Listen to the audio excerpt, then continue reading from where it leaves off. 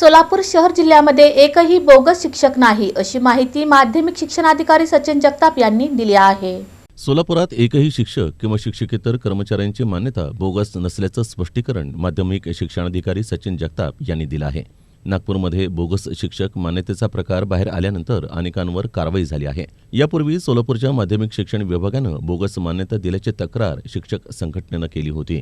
तक्रार देऊन 2 महिने उलटले तरी शिक्षणाधिकाऱ्यांनी याकडे दुर्लक्ष केल्याचा आरोप शिक्षक संघटनांनी केला होता। त्यामुळे शिक्षणाधिकारी जगताप यांनी शिक्षक संघटनेच्या प्रतिनिधींची बैठक आयोजित करून याबाबत चर्चा केली आणि याबाबतचं स्पष्टीकरण देताना माध्यमिक शिक्षणाधिकारी सचिन जगताप म्हणाले की बोगस मान्यतेबाबत शिक्षक संघटनांनी तक्रार दिली आहे। यावरून चौकशी करून वरिष्ठांना यापूर्वीच अहवाल सादर केला आहे। यात बोगस मान्यता दिल्याचा एकही प्रकार उघड झालेला नाही, असंही त्यांनी सांगितलं।